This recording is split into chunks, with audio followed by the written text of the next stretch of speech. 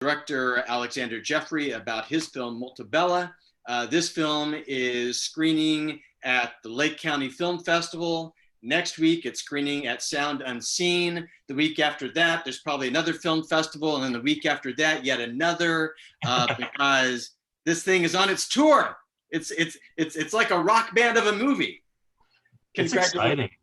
It's so, thank you. Like, we've done shorts in the past, and obviously we've been with you at the Louisiana Film Prize and out there with short, but it's so different with a feature because there's so much more story to tell and more experience to talk about with the movie. So it's really exciting. Well, I've been looking forward to talking with you for quite a while about this because, of course, I've known about it for quite a while because I know you. But let's do the organ grinder monkey thing, and you introduce our film, your film, to our audience because they have not seen the film as yet. So tell us about Molto Bella. What's it about? Yeah, so Molto Bella is a romance with musical components in it. It takes place over a week in Sicily, and it follows two Americans. They're both writers and creatives at very different places in their career. Josie Day is a folk singer, and she's had some success, and she's currently feeling that weight of sophomore syndrome, that pressure to do something great to follow up that success. And Hal is somebody who has heaps of talent as a poet, but he's never put his stuff out into the world. And he's always just kept it private and to himself. And so he is exploring that idea of sharing his work and the fears that come along with that. Awesome. I thoroughly enjoyed it. I also thoroughly enjoyed it because, of course, I do know you, and I know Paul, and I know, what's in your head a little bit. Yeah. And I enjoyed seeing that, in feature form, because of course I've seen shorts. Of course. I want to start off with you because the film has, and it sounds, and of course it sounds obvious to say this, but it has a lyrical quality about it, about how the film ebbs and flows, and for obvious reasons, but even beyond the obvious reasons, it has that about it. So what I would like to start off with is for you to talk about the influences past films wise on this film in particular. And here's where I'm going with this. When I made my feature film, I remember I made copies of DVDs of about 10 films that I gave out to my crew and the people who were involved in the film. And I said, this is the shit that's in my head. This is what we're going for, right? Yep. So if you had done something similar, what would they have been for you? Yeah, so one of the films that several films that I constantly threw out to the crew and to Paul and Andrea and the other actors were, of course, Before Sunrise and the Before trilogy in general. Once, which is a indie small musical that the soundtrack just blew people out of the water, and I love that film. Call Me by Your Name, of course, with the Italian landscapes, the romance, the connection, and the slightly slower pace. And then Inside Llewyn Davis is kind of an obscure one, but I loved the way that movie incorporated music into the storytelling. And even though that's a darker, a little bit more cynical film, we loved the diegetic music components of that and how they brought music into the storytelling. And Andrea and I in particular are fans of that movie. And so for her, that was an inspiration for the soundtrack, I think, as well. Okay. All right. Now, this film is set in Italy. It's shot in Italy. Yep. You don't live in Italy. What the hell were you doing there? Why couldn't you just made another movie in Shreveport? Why? Why, Alexander? So when I started kind of cooking this idea up a long time ago, I actually had it set in Tuscany. And to me, that was just the pinnacle of romance on camera. But, over the course of the 7 years that I was thinking about this film, I started, thinking that Tuscany is a little cliche. And, there's nothing wrong with that. Tuscany is beautiful. And films are set there for a reason. It is stunning. But I was talking to Richard Wharton, my production designer and co-producer on this, and he said, I love everything about this, but you need to set this movie in Taormina, not in Tuscany, because Taormina is the most romantic place that I've ever been. And so I started researching it and Googling it, and discovered that it's Mount Etna, this active volcano, is right there, and that the history of Sicily with The Godfather and just the film history that lives in that place was fascinating to me. And it's a place that a lot of people have heard of, but it's not as familiar as mainland Italy. It's not as familiar as Tuscany. And so I started rewriting the script based on just Google searches. And then Richard and I went over there a month before we shot. This was all really poor pre-production, poor planning. Like we were literally running and gunning this. Like it was not, hindsight 2020, we would have done it a lot differently, but we did it the way we did it. And so we went over a month before and started scouting. And me realizing that reading articles on Google and looking at pictures didn't really suffice for writing a script around this place. And so I started realizing that all my preconceptions about the area were totally wrong.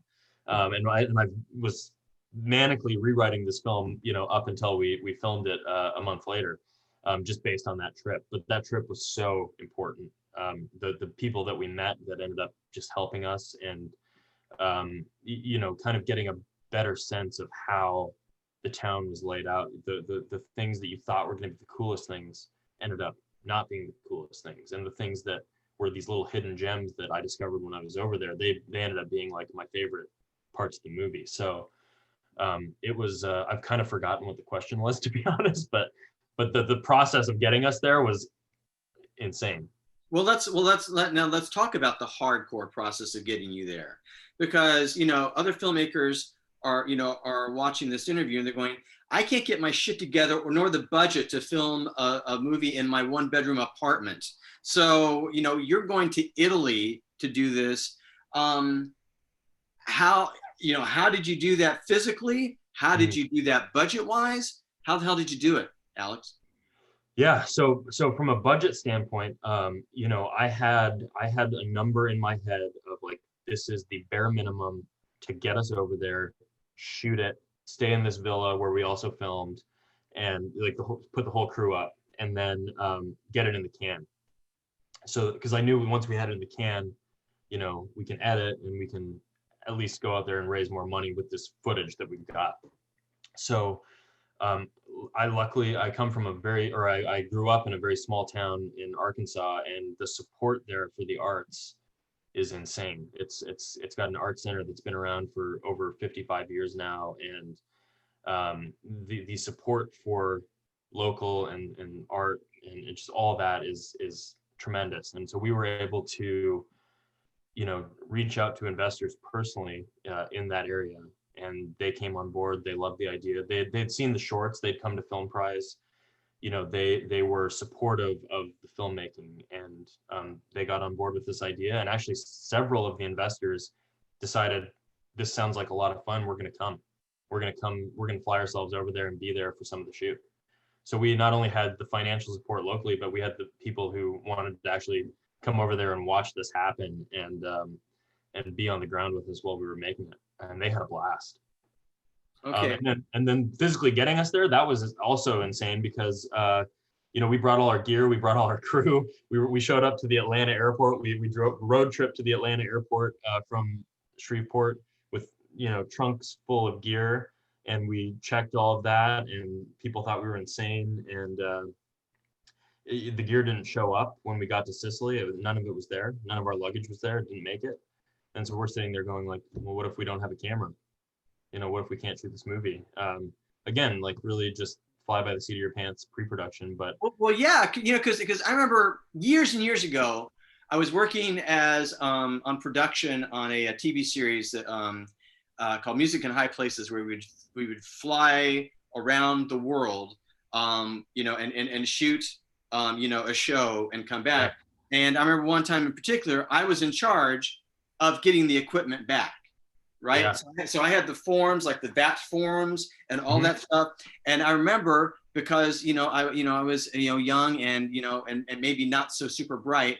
I had not held on to the paperwork that I needed to hold on to. So Yeah. when I got back into LAX, they wouldn't let me leave with the equipment because I didn't have the paperwork, and so I had to, like, it's a big panic thing of going to the office and redoing and getting another copy of the stuff, because there's thousands upon thousands of dollars of equipment that Yeah. you're flying with and you're traveling from one country to another.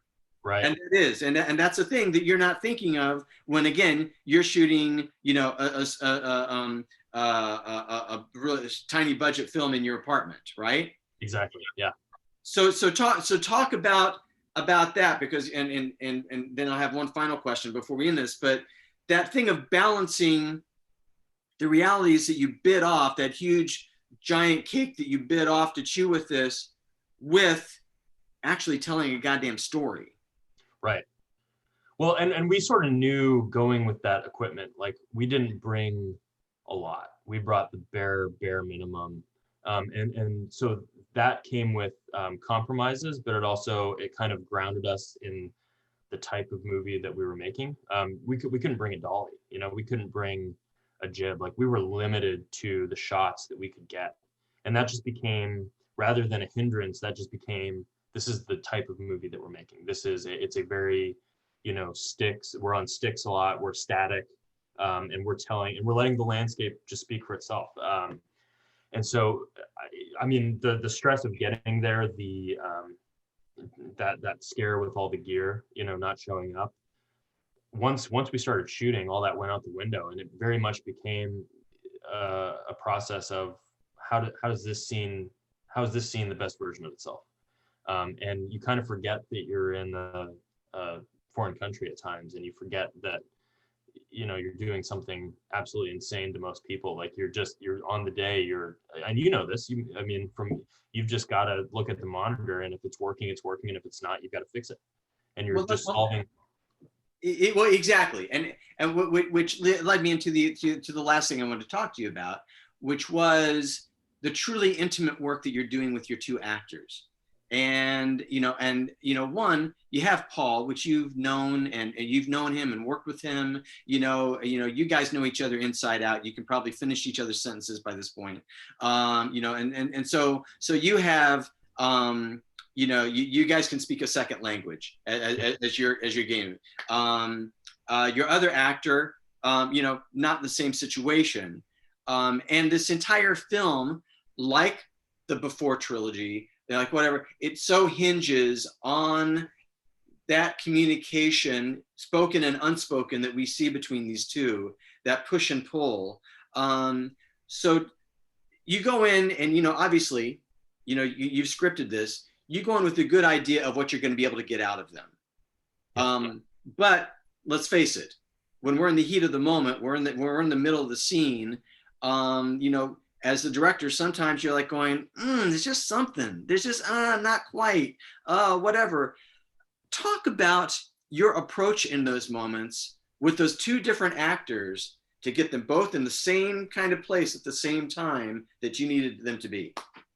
Yeah, that's a great question. And to be honest, I don't know that there was one thing that I did for every scene. It kind of depended on what the moment was. But I mean, I do remember there were times where, first of all, like, I think I got to backtrack a little bit, because so Paul and Andrea and I decided to do a music video for her before we had done this Molto Bella together, for a song that she wrote called Portland. And the three of us showed up in Portland. None of us were familiar with the city, and we went and shot a music video there. So that was kind of a microcosm of what Molto Bella was as well, on a much bigger and broader scale. But it was on that shoot that I saw the dynamic that Paul and Andrea had together as friends. They were just hilarious, and the banter and the level of comfortability between them. So I knew going into it that they were going to help each other through those moments. That you're obviously going to run into tough moments on any set where it's like, this isn't working, it doesn't feel right. So I knew that we were going to get through that just because of their dynamic that they had together, and their comfortability with each other. But sometimes, like, as a director, if things aren't working, I'll tell the actors to remove all the beats from the scene. Just like no pauses between dialogue. Just step on each other.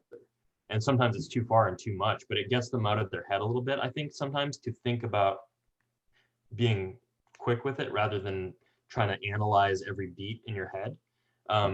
And so that was one sort of technique that I picked up from, working with directors in theater, where it's like, don't overthink this, say the line, step on each other, really listen, and then you go, okay, that was too fast, but let's pull a beat back in here.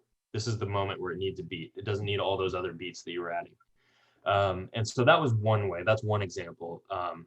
And I'm hard, and then sometimes like the intensity of the production just has everybody on their A game. Like when we were shooting the sunrise scene at the very end, once the sun rises, you don't shoot that scene anymore.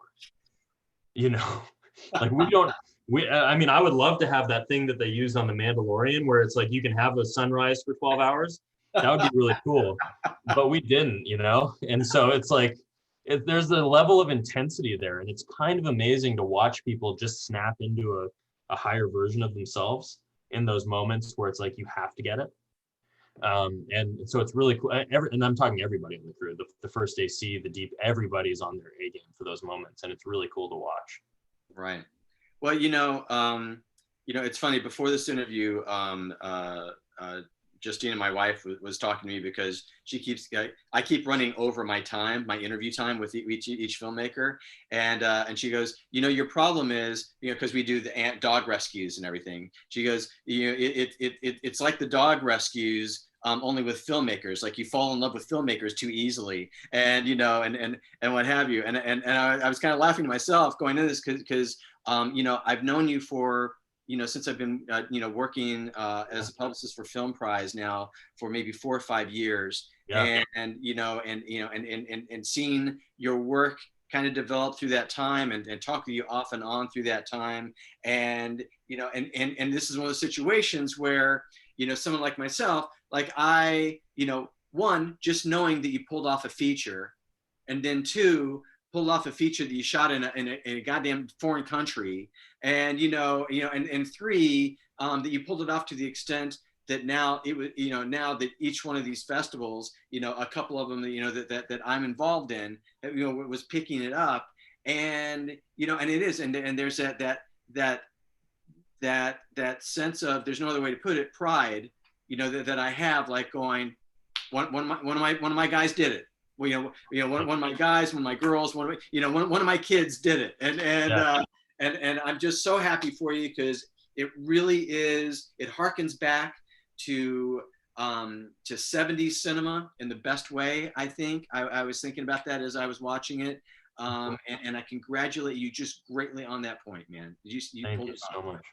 Thank you. And hopefully it leads to us working together someday. Like we were talking about that pre-pandemic even. So. Exactly. Well, again, the film is Molto Bella. We've been talking with Alexander Jeffery. Of course, I could talk to you for hours on end about the stuff and just really get into this. But Justin, it would really be irritated with me if I did that. No, that'd be great. So congratulations, and it was great talking to you, buddy. Hey, likewise. Thank you so much for doing this. Really appreciate it. Okay.